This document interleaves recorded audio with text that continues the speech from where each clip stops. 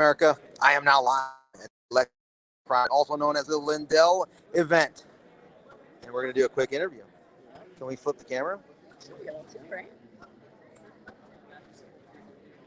More. Settings.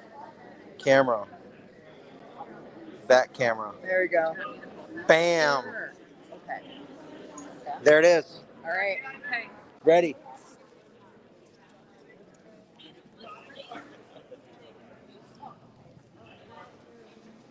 Sun's missing a little bit. Okay. Let's roll. All right, you ready? I can see right here. Get a little closer. Get a little closer. All right, I think McCullough told me when you do this. Even when you do this close, on camera, it doesn't look very close. Does it? No, it doesn't. Oh, here we go. All right, here we go. I am here with Marilyn Todd and Ivan Raiklin. I tell you what, these are not only patriotic people working hard to save our country, they're working hard to save our elections in our country. And I'm separating the two because without the two, we don't have the one, but separate. I can go on forever, but this is your job is for Ivan. You're amazing today. How are you? Going on. Let me introduce Marilyn Todd if you never heard of her. He, along with 8 other patriots in New Hampshire, absolutely decimated the weak, toxic, feckless, stone-cold, coward, simp lackey, Mike Pence lackey, Chris Sununu, who acts as though he's the governor, not under Marilyn Todd's watch, nor under the New Hampshire Times watch. Because what? She's coming for you. I'll tell you what, she's a powerhouse, and I met her last year. Dynamite comes in a small package. What did you do, Marilyn? Let's tell me the story a little bit. I audited New Hampshire's 2020 election, and what we found was a lot of inconsistencies. We have video evidence of our information being deleted in front of our AG by Gary Hursti. We have proof of a big, huge sham audit. I mean, what we have just keeps going. And Where was that audit conducted? In Wyndham, New Hampshire. Look at where This is where it all started. Yeah, that's I where don't it all know. In started. Wyndham, New Hampshire. We had 500 people wanting a real honest election, and what they basically told us is that we were irrelevant. Who screams the most was irrelevant. It didn't matter what we wanted. They picked 3 people from verified voting. All had conflict of interest. They've all been in the machines before. They literally used LHS's instructions. So that's like me giving the IRS instructions on how to audit me. That's literally what happened. So how did Not you... even lying. So that's, Wait, I have to ask the next question. and that's Okay, you answer I this. know this is your show. Here's the I thing, know. is that's That's why I all said you on documented evidence. Like, there's camera evidence of LHS's instructions being used to audit their own machines. And when you audit a machine, what do you always go through? You go through the manual. Not even the manual. They used LHS's instructions to audit these. So speaking of LHS, Just make this- isn't it true? Were you recently at LHS headquarters a couple weeks ago?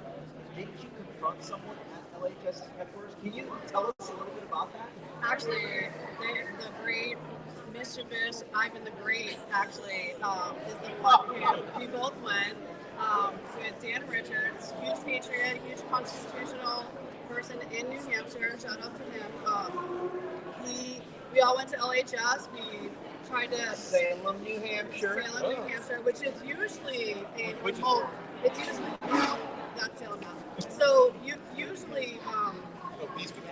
Oh yeah, yeah. So usually, usually there's nobody in the office, right? It's a remote office. We've gone there a few times. For some reason, it's because they're trying to sell us all new machines. Is the only reason why I think that there was actually somebody in that office. Because remember I told you before going there, no one's going to be there. It was the first time that we'd been there that anybody's ever been in that office. And Ivan did a great. Ivan asked them some questions. The guy didn't really know anything about it. He basically said to go ask Jeff Silvestro, who is the CEO, who is the he when I tell you, like, so my husband said to him, that's who the AG was protecting at the audit. So basically, we weren't allowed near him. So my husband said, this is a country for the people, by the people, and I have this on video evidence too. He started laughing. He laughed when my husband said that, not even by exaggeration. I have that on video. And I contextualize for everyone. Jeff Silvestro is the CEO of LHS, a company located in Salem, New Hampshire. The father of the current governor, Chris Sununu's father, was John Sununu, who was the governor that initially authorized LHS, the company, to temporarily use machines in the voting systems. So over the course of generations, the Sununu family has this entrenched relationship with the company LHS. That company runs elections in all of New England, 6 states. Those 6 states, software that they use on LHS, as listed on their own website, is Deviant Voting Systems software. Some people pronounce it as Dominion Voting Systems.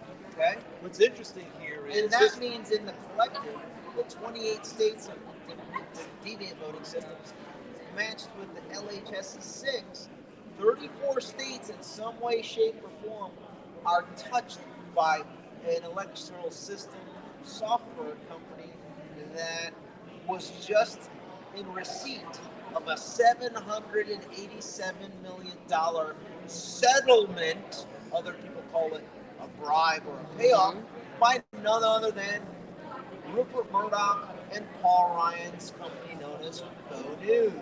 Oh, you remember that Faux News settlement? Yeah. You see the links now? They just, and I'm going to add this. You're for connecting dots. That's why I said at the beginning, you're going on. Last thing. For those that are listening in from Wisconsin, I mentioned Paul Ryan. 3 nights ago, I was at the National Conference of State Legislatures, and there I bumped into the Speaker of the House of Wisconsin, Robin Ross, who also is the President of the National Conference of State Legislatures, who decided that Mike Pence should be the keynote this morning. That's a side note. What did I talk about with Robin Ross? I asked him, sir, can you convince me in America that your buddy Paul Ryan's $787 million settlement with Deviant Voting Systems, convince me that that was not a bribe? That's very interesting, Ivan. What was his response? His response was, Ivan, do you believe in capitalism? Translation. Private company Faux News invests in private company Deviant Voting Systems to make sure that private company Republican National Committee receives the electoral outcome of their collective choosing in the 2024 primaries in 34 states. So this is an example. Anybody but who is going to secure that nomination? Donald Trump. And that is what Robin Ross calls capitalism. Mm-hmm. Even if 100% of the voters vote for Trump, those 3 private companies didn't agree to that. And now what do you do to counter that? Well, as I was trying to say a minute ago, this is a prime example of... Stand up. Get involved. You're going to outvote the machines? No, you go to your legislators and you get the machines out. You fight tooth and nail until they're out. Let me add to that. You get the machines out. How do we do that at scale? Because remember, private company Faux News is going to convince those viewers that the electoral outcome of the RNC's vote in the primary was legit, right? That's how they do it. And how do we counter that narrative? We create content exposing what they're going to do. And how do we do it at scale, Mr. Wallace? How about Tucker Carlson, if you're listening in? Why don't you host a discussion on Truth, Telegram, Twitter, and Rumble, and Getter, the live stream, the free speech platforms? And why don't you host a discussion between, I don't know, Donald Trump and RFK Jr. at the same time that the RNC is hosting a debate on Faux News. Don't you think that no one will? Do you think that anybody's going to watch that B-list debate if you have Tucker, Trump, and RFK Jr.? That is an excellent idea. I would think that everyone's going to watch the A-list event. And what should Tucker discuss during that discussion?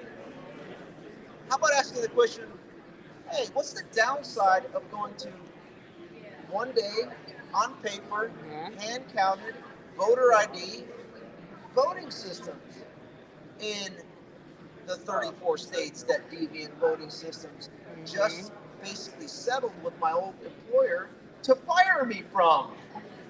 That's Tucker speaking, right?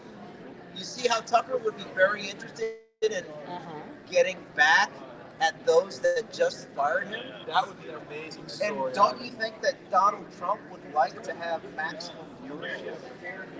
And don't you think that RFK Jr. would want a platform to discuss his thoughts, considering that the radical leftist Chinese Communist Party candidate, Biden, is not going to be hosting debates? So then this will be the win-win-win. Win! And then another part of the discussion should be, well, what do you think the best mechanism is for America that's listening in, the 100 million, to this broadcast?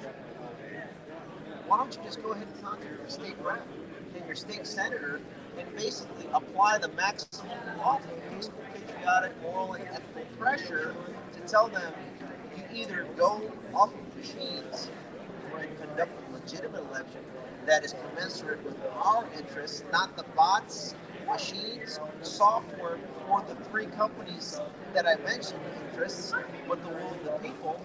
I think we'll be pretty successful in making sure that we bankrupt Faux News, we change the laws so that the electoral outcome of the elections is commensurate with the people's will.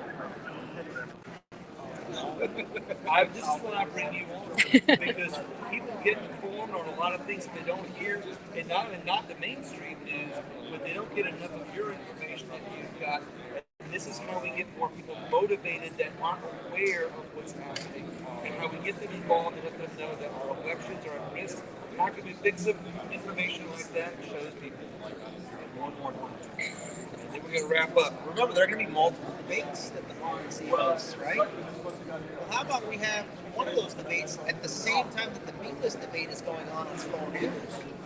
We have the A-list debates. Same two individual candidates, but a different host.